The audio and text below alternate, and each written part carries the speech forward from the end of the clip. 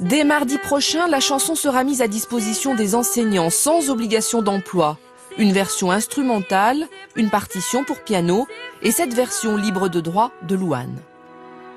Paris qui s'éveille à l'aube, de café noir en terrasse, un jardinier qui moissonne ses feuilles mortes. L'idée, c'est que cette chanson, en fait, elle appartienne aux écoles de France, que les élèves, les classes puissent se l'approprier. D'ailleurs, dans la chanson, il y a un quatrain sans parole pour que les élèves puissent rajouter leurs propres paroles. Elle veille à transmettre des valeurs et c'est la raison pour laquelle, notamment depuis un an, on insiste tellement sur l'enseignement moral et civique. Vous avez vu qu'en cette rentrée 2015, il est entré en vigueur de toutes les classes, de la classe de CP jusqu'à la classe de terminale. Tous les élèves ont des temps d'enseignement moral et civique qui n'est pas un enseignement théorique, mais des temps de débat pour justement parler de valeurs, pour confronter des opinions diverses et pour comprendre qu'on peut vivre ensemble même si on n'est pas d'accord.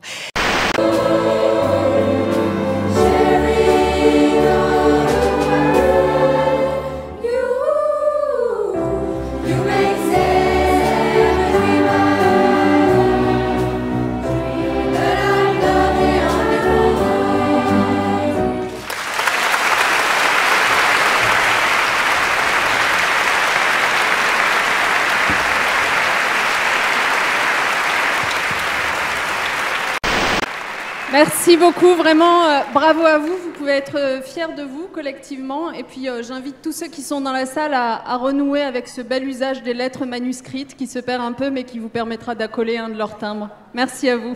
Bravo à eux. Voilà ce que je voulais vous proposer. Un livret que chacun puisse, au cours de sa vie, on a bien un carnet de santé, on doit avoir aussi un carnet de citoyen. Et puis le service civique, d'abord pour une moitié d'une classe d'âge d'ici 2018, puis une généralisation au-delà de 2020. Mais l'engagement, ce n'est pas simplement l'apanage de la jeunesse, c'est toute la société qui doit se mettre en mouvement. Alors, j'ai voulu, avec le Premier ministre Manuel Valls, créer une réserve citoyenne.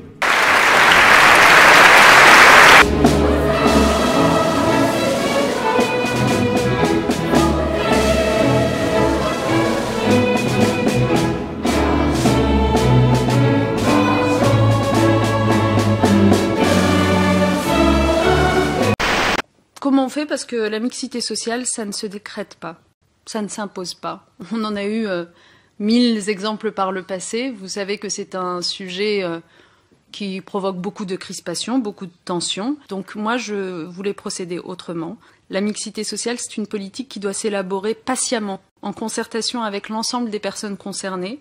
15 académies et 20 départements ont exprimé leur souhait de s'engager dans cette démarche. Et nous avons dépassé le chiffre de 20 territoires pilotes, soit le double de ce qui avait été envisagé initialement. C'est une bonne nouvelle. Ce sera 300 000 enseignants, c'est ça notre objectif, qui auront été formés. Alors, formés à quoi? C'est plutôt ça le sujet. Parce que quand on dit former à la laïcité, on ne va pas leur apprendre les grands textes, etc. Les enseignants sont capables d'y faire appel tout seuls.